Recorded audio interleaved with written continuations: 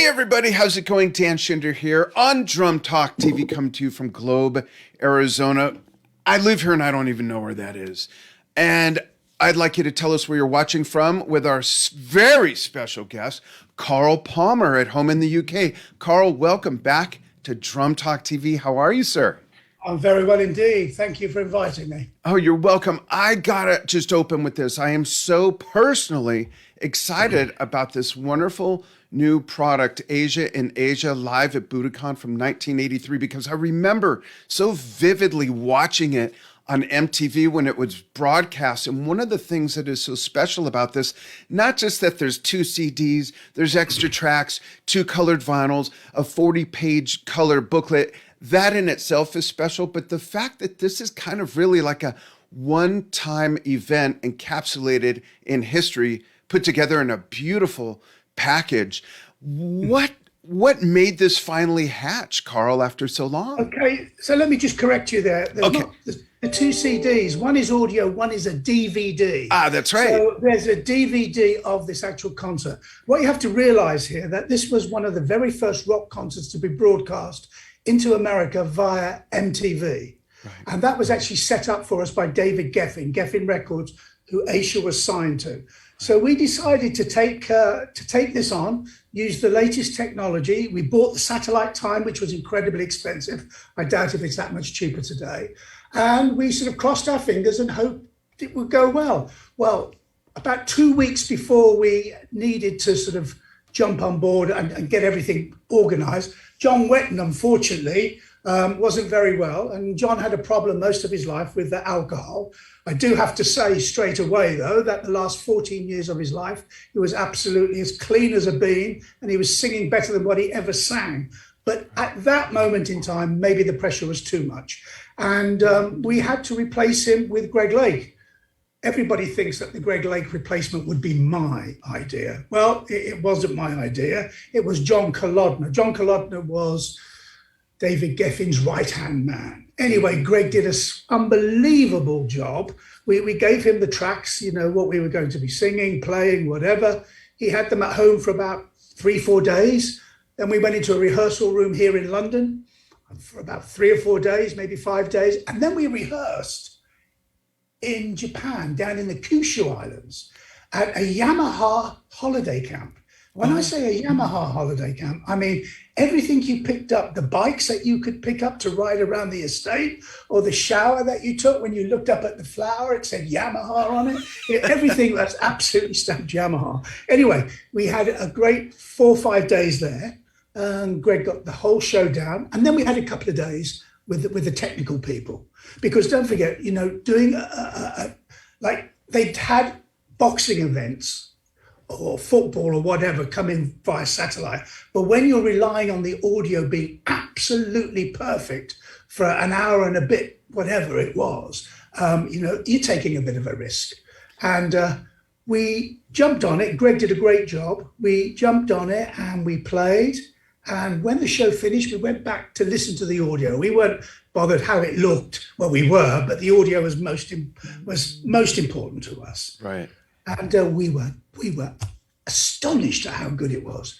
The luck we had that day was absolutely outstanding. Then we looked at a couple of rushes, and that just flew by, and we said, "Wow, we've got it."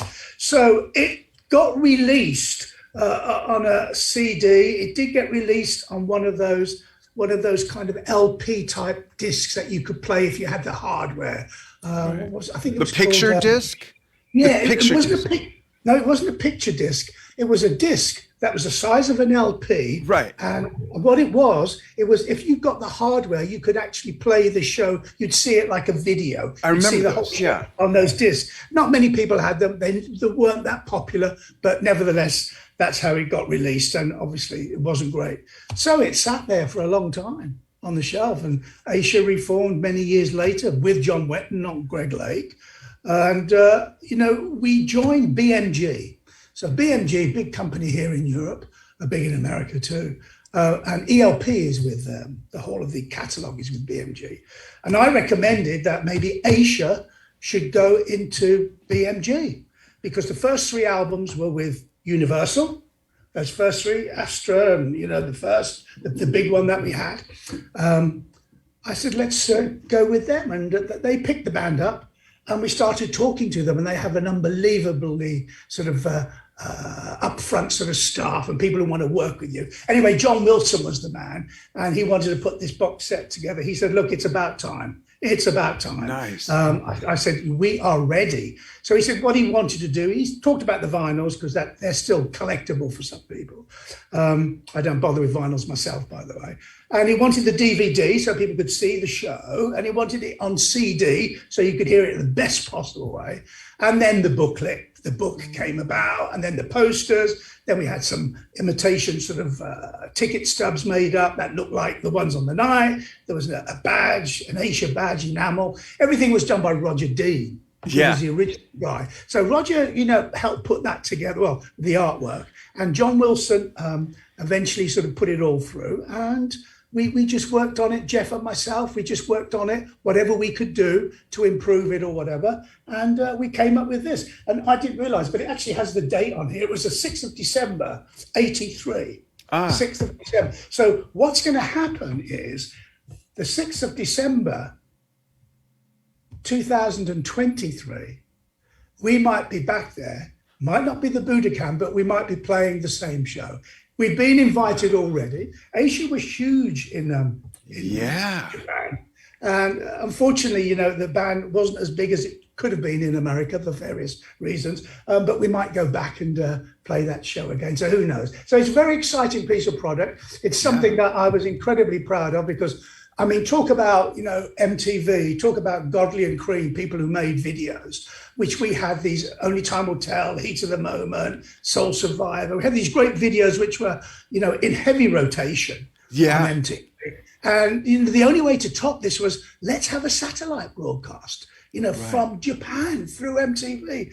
And of course, I didn't think we could pull it off, but it actually, with the team we had, the tech team we had, really, really proud of this because it was a first. It really was a first as far as a satellite broadcast, and especially into America, which has always been a big market for us. And really, I owe my career to America. So very proud of that. Very proud. That's awesome. You mentioned something interesting when it comes to the technological standpoint, and that is the fact that the people that were doing broadcasts like that were doing things where they didn't really have to give so much attention to detail to the audio, like the boxing matches and things like that. And now all of a sudden, it's almost like the video was incidental and the audio had to be. How much of a curve was that for them to get that right into your standards? It was just ridiculous. Well, basically, they knew all of the instruments that we were using, all of the synthesizers mainly. I mean, the bass guitar, drum mics, and lead guitar,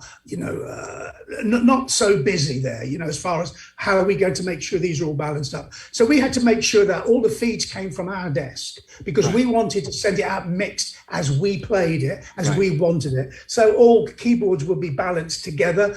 On stage, we would send that mix out to the guy at the front, which would mix it in the PA. In other words, nobody mixed anything without us having the first say on how it's going to sound.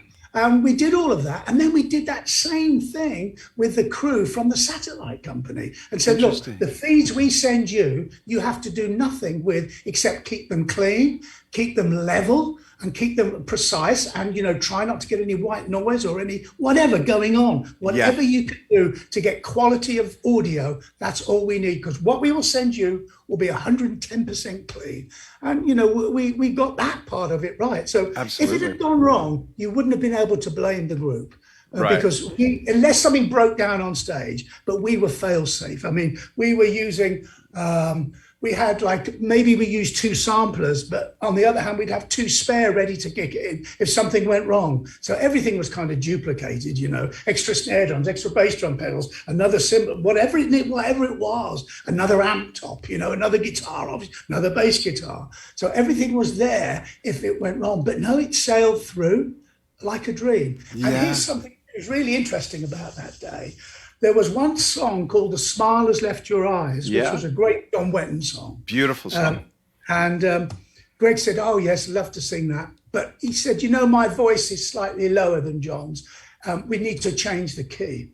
So Jeff agreed and learned it in a new key, which wasn't too difficult. And we rehearsed it that way, and that was it. Come the night, Jeff forgot about playing it in the new key.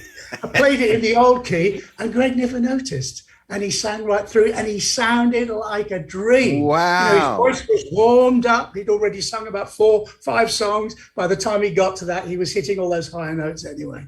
And so that was funny. But the ironic thing about all of that is that when Greg left King Crimson to join ELP, John Wetton took his place. That's right. I remember when John Wetton had to leave Asia, Greg Lake took his place. And I remember some of the I hate to call it B-roll, the extra footage from the time of that broadcast. I remember you guys sitting in the back of a limousine and Greg commenting on that, how odd it seemed that he should replace me in King Crimson and now I'm replacing him. I don't forget that MTV crew also, incidentally, when you watch all of the DVD, you know, they came out to our houses and watched us play, watched us practice or whatever. And at the time, I was living in Spain. I lived in Spain for about 23 plus years. And they came out to the Canary Islands, and the MTV crew stayed at the hotel across the road, because I live right in town in Puerto de la Cruz. They stayed in the hotel across the road from my house, and I went up on my bike up into Las Cañadas, that's the mountain district area. And we had a great time. And all I can tell you is that MTV at the time wanted to make it as special as they possibly could.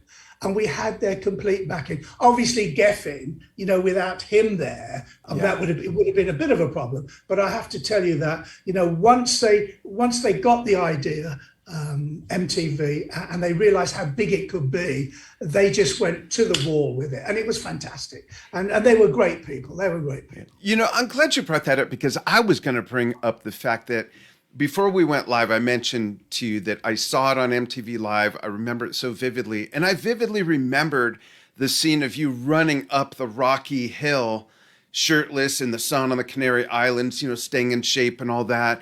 And I also remember we were talking before about now your daughter's a very successful lawyer. This is 39 years later. And back then she was a little girl and you were saying, oh, no, she's not going to be a drummer. She's going to be a lawyer. And she is. Like, look how things happen. You put it in your future and you make it happen, right? Yeah. Well, I mean, it was one of those things. It was a lawyer or a doctor. I mean, she's never done any work for me. She's too expensive, you know, but no, I'm joking. That's good. She doesn't specialize in the music business. But I mean, that was something that I said at the time. And I said it kind of seriously, but I never thought it would come around to that. But she went into the medical side of her education and liked that kind of stuff and started to get involved. And then suddenly I had some legal papers at home, which were on the kitchen table, and she started reading them. She said, Dad, this is interesting. What is this? I started to explain, and it took off from there. And she came out with that famous phrase that every time I hear it, I can see the checks flying out of the filing cabinet. You know, she said, Dad, I've been thinking. I said, okay, let me sit down first. Let me sit down. I sat down and she said, I'd like to go to law school. So she went to law school here in London. And I think the 2-year course she did in a year or whatever. And she specializes in sort of IT and AI. That's where she is in actual fact. So interesting. It's good. Yeah. So 39 years forward, you're still in amazing shape. I think it's, you know, it's no secret. You're 72. You're in great shape. My wife says, make sure you tell him he's the only drummer that could take off his shirt over the age of 50 that still looks great. And I agree. What do you do? I see the treadmill. What do you do to stay so fit, other than drumming, of course? We know that drumming is so aerobic and everything, but do you still run? Do you bike? What do you like to do? Yeah. Okay, so basically, I was a vegan for 12, going on 13 years. And what happened was I ended up getting a stent. And I'm what they call asymptomatic. So I didn't have any pain in my arm or pain in my chest. But anyway, I went along for a check, and the cardiologist, Richard Carroll, here in London, said, he's got a slight blockage. I said, no. Oh, wow. I said, if you want to go for a run with me, we'll see who's the fastest. And I said, you won't be able to keep up. He said, look, you're in denial. He said, there's a problem, is that you're asymptomatic and you'll never know. And then I realized you must have heard about these footballers who are young, like 23 to 27, and they fall down on the field and they don't know what it's usually something to do with the heart. And it's usually to do with something being asymptomatic, that they don't feel any pain, so they can't report anything. Right. I mean, we have a big movement now within our football teams, within the sports clubs, saying that, you know, they need to be checked for this and that. Anyway, long story short, I had the stent fitted, went through all of that. Then I decided that I needed to change my diet. We went on to ancestry.com and tried to find out why people in my family were dying so young. So my name is actually Kendall Palmer. It's a double barrel name. We only ever used Palmer. Emerson Lake and Kendall Palmer wouldn't have sounded right. So we only ever used Palmer. But in the Kendall Palmer, the Kendall side of the family, nobody ever got past 57. 52, wow. 57. My dad died when he was 36. Anyway, we went through all of this information that we got from ancestry.com. Katie took a look at it all for me. She gathered a lot of information, spoke to the cardiologist. He said, there's a problem with dairy. He said, that's what it must be. He said, they couldn't have been big meat eaters because they wouldn't have had the money way back then. He said, maybe they would have done, maybe they wouldn't. He said, this is dairy. And he said, we see it so many times. So I said, okay. So I became, to keep it short, I became a vegan, and that really, really helped me. I do eat fish now. I started eating fish at the beginning of this year, maybe once, twice a week. I just felt I needed it for the omega-3 and stuff. Yeah. Apart from that, I've never drunk a pint of beer in all my life. I've never had a lager. I've drunk plenty of wine living in Spain. You can't get out of that. Right. It's required or they kick you out. Yeah. It's part of the it's part of the indictment. Yes. You know, and I've had the odd brandy. I've never smoked cigarettes. Right. To this day, I mean, I run a lot. Like yesterday, I was skiing for about an hour and a half. So I go indoor skiing where they have proper snow. We have what they call snow domes here, and I'll ski for an hour and a half, and and I love it. And I use the other thing I use, which is really for older men, is definitely the way.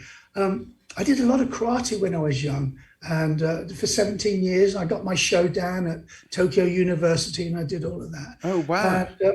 Nice. That was really, really nice. But I had to have my hands operated on because I developed carpal tunnel. It was nothing to do with playing. It was to do with the constant sort of punching of what they call the makiwara. Ah, yeah. It causes some friction here. Anyway, I had both of them operated and they became good. Anyway, I thought, well, I've got to stop this karate. 17 years is long enough. And I was part of the Michael Sobel team here in London as a reserve. I thought what I'll do is I'll have to find something else. I used to fence, started fencing. I enjoyed that. Nice. I'm now skiing. But one thing that has stayed with me for quite a long time is a lot of people go to the gym to lift weights. I would never do that. Never do that. Because as a drummer, you don't need bulk. You need stamina. You need elasticity, And to do that, if you grab a weight, you've either got to lift it up or not. You can't just take it off the floor because it means nothing. You've got to. Right. So I decided that the stretch bands that they use in yoga, and I've got 3 of them, by just stretching, where you get the isometric thing happening, was definitely the way to keep the muscle tone, to keep the flab down, and to keep the definition there. Though I don't take off my T-shirt anymore, but I will do. If you're coming to a concert, let me know. And that's what I do. That's great. I use the yoga bands, and they've worked really well for me. And I'm very strict with my diet, to tell you the truth. Very strict. I don't have any dairy at all. No eggs, no cheese, no butter, no milk. That I have oat milk or I have soya milk. There's great vegan cheese you can buy now here in Europe, and you can in America in certain places. So that's what I've done, really. I mean, that's great. I play the way I play, and my philosophy has been: if I can't carry on playing the way you know me to play, which is kind of a bit erratic and a lot of energy and things, it's just the way I am. If I can't do that, then I'd have to stop. But I can at the moment, and nothing's held me back. And if I don't improve, but I can maintain a standard, I'll carry on. My standard I have to maintain. If I can't maintain the standard and I can't improve, then this will be the last interview you'll ever do with me, because I'll just be gone. I'll just disappear. And that's how I look at it. Yeah. So it's very important for me to keep myself as fit as possible, really. There's great. no doubt about that, because it's harder to play when you're fat. Oh, yeah, and not in shape or have that elasticity or stamina. Absolutely. I'd like to show off some of the fitness and show about a minute or so of one of your drum solos recently. Please do. Okay, cool. So here we go. I'm going to pull up. I thought I had it up already, so I'm going to open a folder and we're going to bring this up. Folks, enjoy this. This is from Fanfare of a Common Man. Check this out.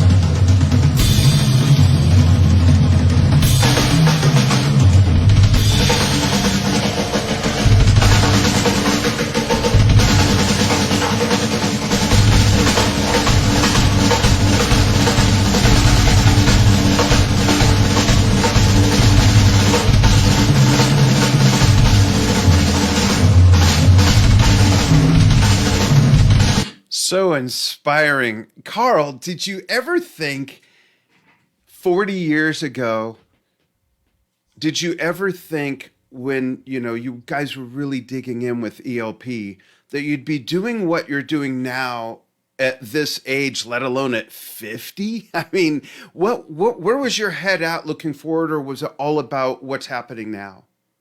Well, it's always been okay. So my career path has been quite interesting. My family background is even more interesting because there's been quite a few professional musicians in my family who played right up until they were in their late 60s. So it was never thought of as being unusual to be a professional musician when you're 60 something. So that just seemed to be normal. I mean, my grandfather played right up until he was 67, 68. He was a professor of music at the Royal Academy. Wow. My younger brother is still a professional drummer. He teaches and plays. I think he plays 3 or 4 nights a week. He teaches 3 or 4 days. Wow. Stephen's, I'm 72, so he's 5 years younger than me. Okay. So this is something that we went into it. We didn't go into the music business to be famous. We didn't go into the music business to be rich. We went into the music business and played an instrument because of the music and because of the instrument. That's what we were keen on doing. We had a definite philosophy. Each one of us, because my eldest brother was a guitar player for many, many years. Unfortunately, he's passed now. But we all had a definite thing like, I'm not hireable. You can't hire me to play on your record. I don't do that. Yeah. Everything that I've been involved with, I've been part of as far as creating it, directing it, helping the management of it, or whatever's got to be done. I've never wanted to be a hired gun. And there's nothing wrong with that.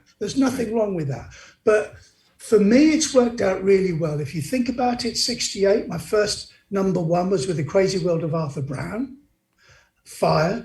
The next #1 I played on, and they had to re-record it because I left them. And 2 months later, they released the single because I was with Greg and Keith in the rehearsal room. And the Atomic Rooster, I've got a song called Tomorrow Night, and it's #1. And they've had to re-record it. Wow. And I'm thinking, they're thinking, I might have made a mistake here. So, but I hadn't. So ELP, we know that they had #1s. With Fanfare was #1 in England. C'est La Vie was #1 in Canada. We had top 5, top 4 albums. And of course, Asia had a #1 album. So for me, it's always been very important for me to concentrate on one thing at a time and make sure that that works. If it doesn't work, then you leave it and move on. But I've never had to play to pay the bills. I've been very fortunate. Yeah. And everything I've done, I've had a percentage of.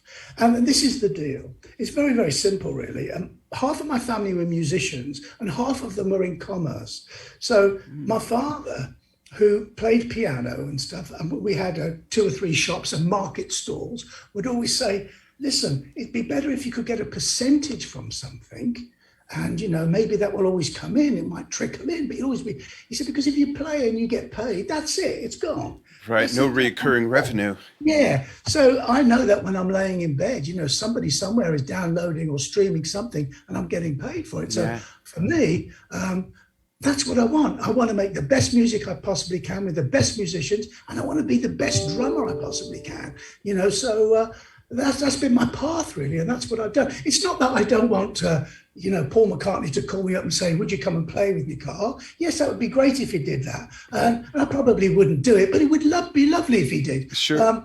Because I've never wanted to be in that bag, Yeah. And listen, there are some drummers who are, big friends of mine that do that. That's all they do. And they are tremendous players. Don't get me wrong. Yeah. But I've just wanted to be tremendous in one group at a time. Yeah, it's just a different career. That's all. Yeah. And speaking of tremendous players, Paul and Simon, your bandmates for the Carl Palmer's ELP legacy, these guys are amazing. Where did you find them?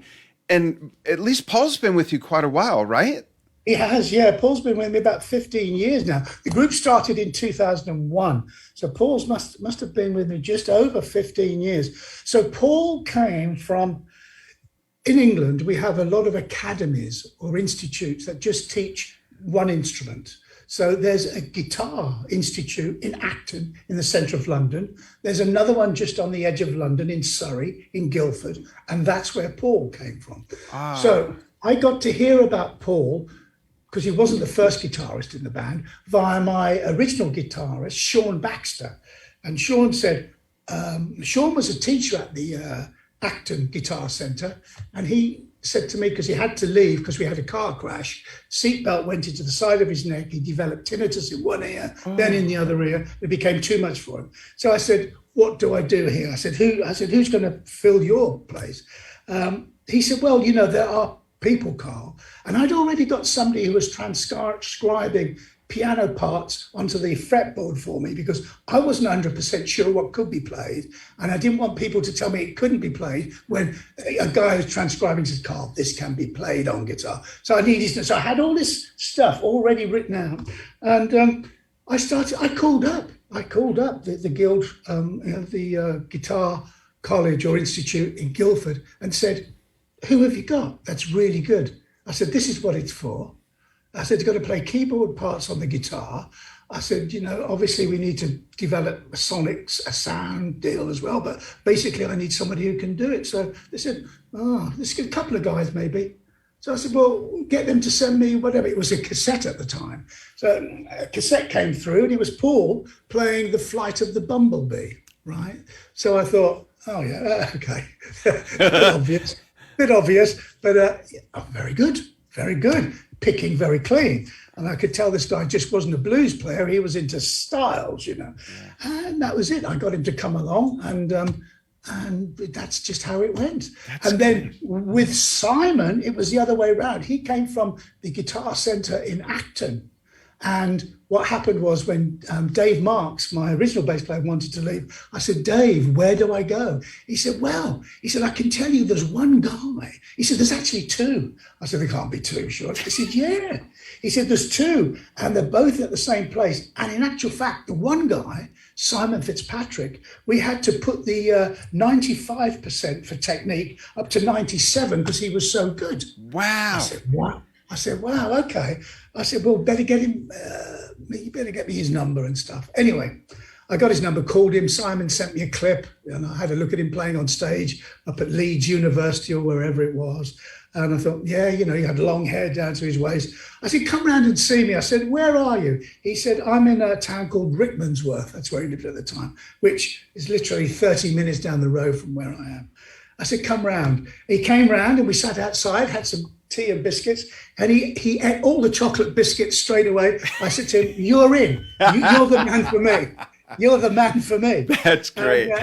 And then as time went by, he learned to play the Chapman stick. And that's where we get the big sound from now, because with the Chapman stick, it being, he's got the 10 strings, he can actually play the chords and the synthesizer sounds, along with Paul playing guitar with synth sounds on them, on it. So it's worked out really well. It's great. And you all look like you're having such a great time, which is what playing music's really all about first. Yeah, it is. And, you know, having younger players is always Yeah. something which I've always found most encouraging, because with younger players, you know, they're enthusiastic, they carry no baggage, and they want to do it as much as what I want to do it, you know. And of course, they're amazed that I'm still doing it. Why did you, Carl, you could stay at home? No, I don't want to stay at home with a remote in my hand. Right. It's no good to me. I want to get out there and I want to play some solos and I want to do this and whatever. Yeah. So, you know, That's great. It. You know, you reminded me of something I've always wanted to tell you, and that is when you mentioned transcribing from one instrument for another instrument to play it. In 1998 or 99, I did a CD called Danny Schinder and Friends Retrofits. And I took 5 classic rock songs that were my favorites, and I turned them into big band swing songs, no electronic instruments. I played piano on a few, I played drums on all, and I sang on all of them and had some female background singers.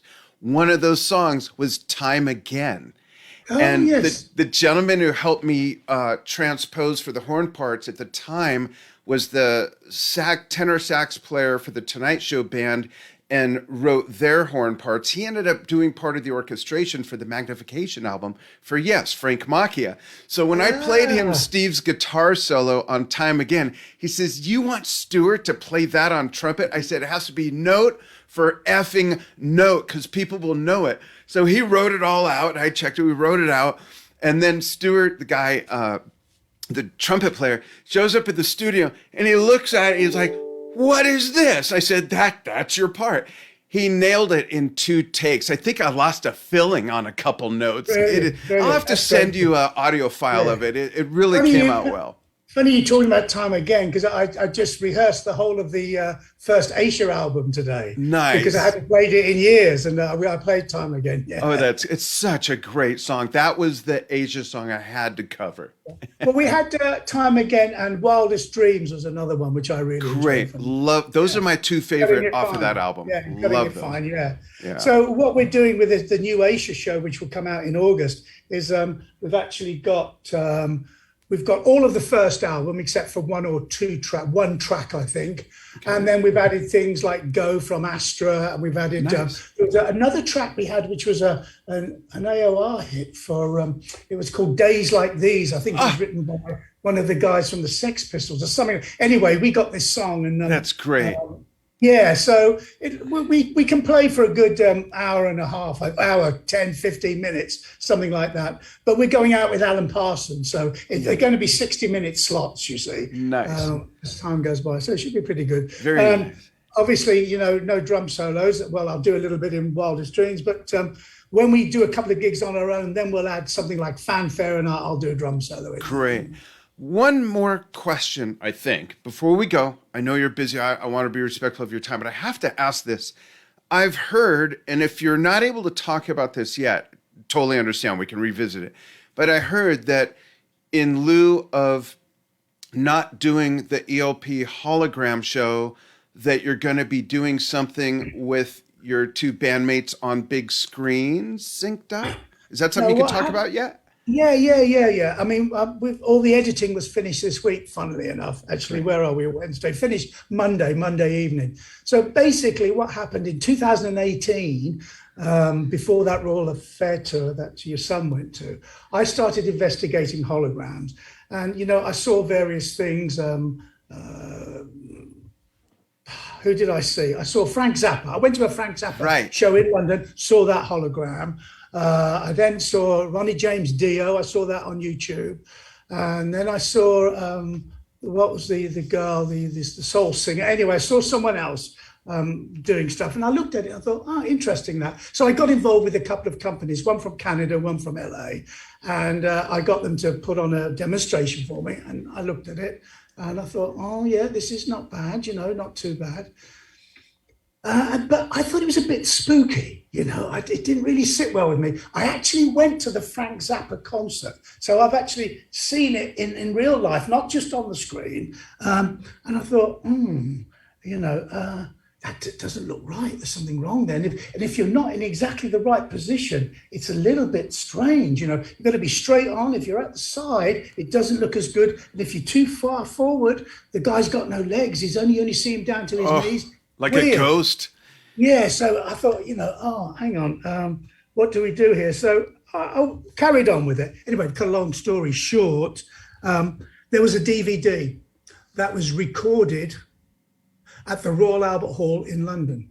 And it was recorded 2 nights, over 2 nights, same set, both nights. It was a 5-camera shoot. There might have been 6, but 5 I know about. And it got released. I remember this, like 94, 96, something like that. It got released on Sanctuary. Okay. Sanctuary got sold to Universal. And this DVD got released in that slot. So, for some unknown reason, it didn't do that well. It sold very few copies, 10,000 maybe worldwide, who knows. It did nothing at all. We were devastated because we put a lot of work into that. And Greg and Keith played exceptionally well. So I got the masters. And I got the master audio, first of all, to see if it was even worth my time. And everything was recorded separately. Everything was as clean as you could imagine. I thought, wow. I've got to look at this, because here are the guys themselves in concert. If I could play with them on 5 or 6 tunes, me being in situ, them being on, screen each side of the stage, not split up, but both of them on the same screen, and the same screen here and whatever, one in the middle, however we do it. I said, that would be the way to do it. I could add that to my show with Paul and Simon. Yeah. And anyway, I listened to all of the audio, and I've come out with things like Welcome Back. We can play Knife Edge, Paper Blood. Wow. We can play Lucky Man. We've got Creole Dance, the piano thing, which is superb. And From the Beginning with Greg Lake, and I can play the conga drums or whatever. I thought, this is the way to do it, because this is the men at their prime, at their very best. Okay, so it's not IMAX. Let's be very honest with whoever is listening to the interview here. It's not IMAX. It's not that high-end quality, because it didn't exist then. Right. But what it is really good. Yeah. The audio is impeccable. I have that DVD. It's great. Yeah. So I did all the edits, got me out of whatever clips I could. When you saw Greg, if you saw me in the background, we managed to get that out, because I just wanted to see him playing, him to be on the screen, or just Keith on the screen, or whatever it is. So that's what I'm going to use. That's awesome. When's this happening? Okay, so I have to do Asia in August. I don't have to. I want to do Asia in August, and that will be at least a month. And then what I'll actually do is I'll start rehearsing with Asia the end of July, but I will go out before to look at all of the editing that I've done, along with a friend of mine, David Frangioni, who you know. Yeah. And we're going to put it on the big screen, and I'll see that it runs exactly right. I've already looked at it all so many times, each piece, maybe 6, 7, 8, 9, 10 times we've edited. It's all on one reel now, as it were. And I'm going to see it on the big screens and just see if it wows me. If it brings a tear to my eye, then that's what we're going to go with. And then I'll just integrate that. In actual fact, here is the ELP CPL set list. Nice. Here it is. So we're going to start off. I've actually got a great intro to this. Do you remember a BBC documentary that we did where you had these trucks on the television? Oh, yeah. Yeah, the tops had your names. Yeah. That's how we're going to start the show. Nice. We're going to start. We're playing Bolero. We're going to go into Welcome Back with Keith and Greg. I'm then going to play Hoedown with Paul and Simon, into Knife Edge with Keith and Greg. And I'm going to sing the track Benny the Bouncer, which I've been singing on stage from Brains Out of Surgery. Then we're going to have Keith playing Creole Dance, which is a phenomenal piano piece. Yeah. That goes into From the Beginning, which I'm going to be playing with Greg. And I just acquired here, which is very, very hard to get, but I acquired some stainless steel bongos. Wow, nice. From Ludwig. Yeah, but they actually come from a guy called John Dawn in Austin, Texas, a vintage drum dealer. Anyway, I've got them on this stand, so I don't have to hold them between my legs. So, and I've been practicing, because this is my study, so I've been practicing along. So I'll do that with Greg. Then we're going to play Carmina Burana, Paul and Simon, stick the drum solo in there. And then I've got Paper Blood, which was from that sort of the Reformation time, the very first album. Yeah, love that song. And then I'm going to play Tarkus with Paul and Simon. Great. And we'll have graphics on the back street, and then Lucky Man with Greg and Keith. And then we'll end up with Fanfare for the Common Man, Keith and Greg and myself, and it's a phenomenal footage of Keith riding the organ across the stage. Yeah, the knife. So for me, there's no other way that I can recreate this again exactly how it was, but this is the closest it will ever be at any time, and the highest quality. Both families have seen everything, heard everything, know what's going on, are totally behind it. Great. And I just feel I owe it to those other two guys. What will it be like, Carl? Like, you talk about when you watch it, that's one thing, but what about playing to it? How high will your goosebumps be? Oh, well, it will be. It's going to be a bit of a problem, but do you know something? Once I sit behind my drum set, I'm in my world. Yeah. Once I'm there, listen, an H-bomb could go off. I'm not interested. I'm behind my drum set doing what I do. You are the H-bomb. Yeah, so for me, obviously rehearsals will be a bit of a strain, maybe the first run through, but I've started in this room doing simple things from the beginning, playing with Greg, Lucky Man and whatever, and it's okay. I'm really going to enjoy playing with them. And they were, Keith Emerson, is probably the greatest musician that I ever played with, ever. And Keith was just a phenomenal person. When I first met, for example, he started, talking to me because, he was like, the sort of the maestro and this and that. And I said, yeah, well, I went to the Royal Academy. I did this, the Guildhall of Music. I've had about 5 drum teachers. I've done this. And he said, no, you come highly recommended. I said, oh, that's great. I said, well, what jazz do you listen to then? So he looked at me. I said, yeah, well, what did you listen to? So he said, well, my first real jazz album was Time Out by Dave Brubeck. Oh, I said, mine too. I said, did you ever listen to Errol Gardner? He said, of course I listened to Errol Gardner. He said, what have you got of his? Oh, I said, I got this album now. I said, Oscar Peterson. Oh, Carl. Anyway, we named about 10 albums, and he had got every album that I'd got. Exactly the same. And it was just, the synergy was just raving. And a similar thing happened with Greg when I started talking about, I always enjoyed the Beatles and Simon and Garfunkel and all that big production thing that they got into, Simon and Garfunkel. Yeah. And that's where Greg and I met up. So the band, whilst it was Emerson, Lake and Palmer, it was 3 individuals. I mean, we weren't great friends. We didn't go out to dinner all the time. But when we played, I hate to use the word, there was something that happened which has never happened to me since. It was absolutely magical. And we had our problems, like all bands do, but something, probably the most productive, the most inventive, the most satisfying, the most rewarding time of my life playing with those guys. That's so nice. And I saw that my son chimed in along with fan Brian Cahoon. Laserdisc is the word we were looking for. Yeah, that was the word. So Laserdisc, people could buy them, but they didn't have the hardware. The gear, yeah. I had a friend who had the gear, actually, and I remember seeing it for the first time. Yeah. I never had it, but I found one and we got it. And then we tried to sort of look around England for a Laserdisc because you didn't have Amazon then or whatever. And, you're calling up shops and they're going, Laserdisc? What do you mean? What the hell is that? It's like an LP. And I said, it's like a... okay, got you. All right, don't worry. I'll call someone else. Just connect your TV to the turntable. And of course, I couldn't buy one in America without bringing back a transformer with it. Right, for the transfer of electric. Yeah. Jeez. But anyway, I mean that was it. But as I say, with Keith and Greg, yes, it will be it'd be a great moment in time. But we were very close musically, that's for sure. Unbelievable. I mean, one of the things I got from Keith, which was very, very interesting, a lot of drummers have a very small, not a lot, but I hear drum solos and things, they have a very small rhythmical vocabulary. They have 3 or 4 things they play, The minute they go into that jungle thing on the tom-tom, rum, bum, bum, bum, bum, and I'm out of there, I've done it, And when I spoke to Keith, I said, look, I said, if you said to me, could I play something from Frankie Dunlop, or could I play something from Baby Dolls, or could I play something from Gene Krupa or Louis Bellson or a Joe Morello riff? I said, I could. I said, I can play a riff that relates to all of those. I said, that's how I built up my vocabulary rhythmically. He said, I do exactly the same.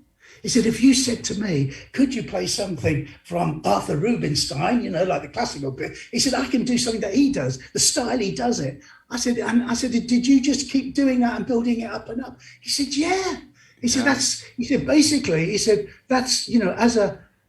as playing a melody instrument and being a soloist, he said, you need a lot of information. He said, I might steal it like you stole it, but I might not play it exactly the same. Oh, but by the time I play it, then I've made it mine. Yeah. He said, but I need the spark. He said, that's it. I said, well, something, I've always thought like that. I said, but not a lot of drummers do. They only have the doodle, doodle, doodle, doodle, and the boom, boom, boom, boom. I said, and it just drives me mad, because I like all the little rhythms, and things you can put and together. Dynamics, for goodness sakes. Isn't it all about more tools in your toolbox and then mastering them in different ways and making them your own? Absolutely. Well, you know what it is? The real skill is you can learn lots of riffs and things, lots of patterns, lots of rhythmical patterns, but you've got to try and, you can't arrange them and then play them as, in the solo. They're going to come out as they come out. Yeah. What you've got to do is try and keep the mental memorizing flow go. So these rhythmical patterns come out so naturally. I mean, if you listen to somebody like Buddy Rich, he might repeat himself, but he's flowing all the time. He's just flowing. And Joe Morello, if you listen to the Take 5 drum solo, the recorded drum solo, it's all over. Yeah. And then if you listen to live at Carnegie Hall, Castilian drums, it's out of this world. Yeah. Now, that he didn't rehearse that, but he could play all of those sections. He knew all the bits. Yeah, independent of themselves. Yeah. And they just came together nicely on that night. Thank God, and it was recorded. So, absolutely. Carl, one fun fact question before we go. And when we say goodbye to the audience, please hang on the line with me for just a moment, okay? Yes, I will. Quick fun fact question. When you're not doing something that has anything to do with music, what's your go-to activity outside of music? Do you collect something? Are you a secret pastry chef? What do you like to do when you're not being Carl Palmer, the musician? I really enjoy skiing. I've always, well, not always, but I didn't start until I was 68. So, wow. I'm not that good, but, I'm getting a lot better. That's for sure. Well, there's less trees in the indoor skiing, right? Yeah, it's easier. Yeah, mind you, I just went to Lech in Austria and to Gargellen and had a couple of weeks out there skiing. So I really enjoy that. I'm a collector. I'm a collector of artwork. Nice. I like all of the early sort of English sort of Arthur Goodwin. These early people, David Hockney, a few Austrian people I like. I would say that art is a big deal for me. I mean, up here, you can't actually see it, but I've got a winter sports poster. It's just about 120 years old. And it's the first poster that was put together to sell ski holidays. But it doesn't have the name of the agency on the bottom. I managed to find one that hadn't got that on there. So, I like to collect artwork, but really good artwork. I've got some Austrian artists, Rudolf Fairbust, you probably wouldn't know in America. In actual fact, the one that hangs above my fireplace, I found in San Diego. Oh, wow. Yeah. And of course, they completely underpriced it. So I was very, very happy, because they got the price wrong. So I would say that would be one of my big things. Yeah. I'm not a big gardener. We have a really nice garden, but it's not important to me. I like to get out there and do something. But I would say artwork and antiques I enjoy. Yeah. I enjoy all things. I collect a few drums, I've sold a few drums. Actually, I sold my best drum set to the late Charlie Watts. Oh. I had a Gladstone drum set. Oh, wow. There's about 4 of them that were left. And I bought it from Bunny Carlos way back in 87. And then I eventually sold it, must be about seven years ago now, to Charlie.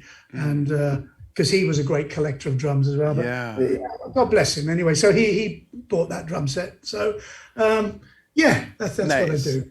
Yeah. Very nice. Folks, you got to pre-order Asia in Asia live at the Budokan 1983. There it is. It's a fantastic package. I might order 2 because I have a feeling I'm going to wear out one of them. But this is just a fantastic release. So excited about it. Comes out June 10th or 10th of June, depending on where you're located. Yeah, absolutely. I'll tell you what was interesting here as well. And I wasn't involved with this because it was done by professional people who know more than me. The actual MTV telecast concert has been restored, so it's of a better quality than it was at the time. And let me tell you, at the time we thought it was amazing. So it's all relative, right? Yeah. So we got something a bit special. So I'm very, very happy with that. That's great. And folks, the links are in the post. You can watch the promo video. There's a 15-minute unpacking video. There's a link to go pre-order. It's all right here in this post. Go get it.